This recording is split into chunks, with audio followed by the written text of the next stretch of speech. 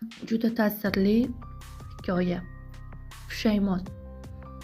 Yoshgina go'zal ayol chaqaloq oldida qarib qolgandek ko'rinardi.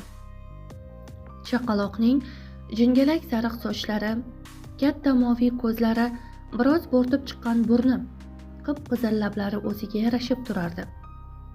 Ayol uning mayin, ipakday yumshoq yuzlaridan o'pib, jannat iforini tuymoq istagida unga engashdi. "Tegmang menga" degan ovoz eshitdi birdan. "Meni erkalashga sizning haqqingiz yo'q." Ayol qo'rqib ketib atrofga alanglardi. O'zi va chaqaloqdan boshqa hech kimni topa olmadi. Ovoz yana eshitilgach, go'dak yoniga qaytdi. "Xudoyim-ey, yangi tug'ilgan chaqaloqqa o'xshashiga qaramay gapirarkan-da."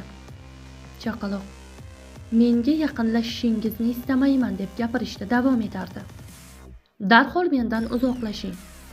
Ayol biroz o'zini o'nglab olib, "Bolalarimning doim o'g'il bo'lishini istayman" dedi.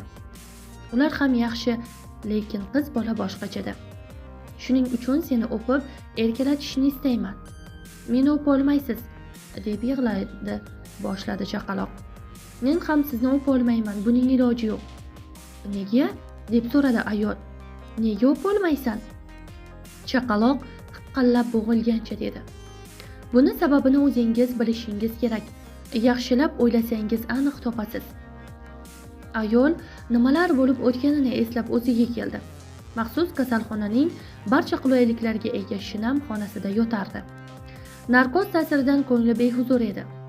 Oilasining yaqin do'stlaridan bo'lgan yosh shifokor unga bir dasta gul uzatib, "Ortda qolgani rost bo'lsin, xonim" dedi. Amaliyot, ya'ni abort muvaffaqiyatli o'tdi. Ha, aytgancha, oldirganingiz qiz bola ekan.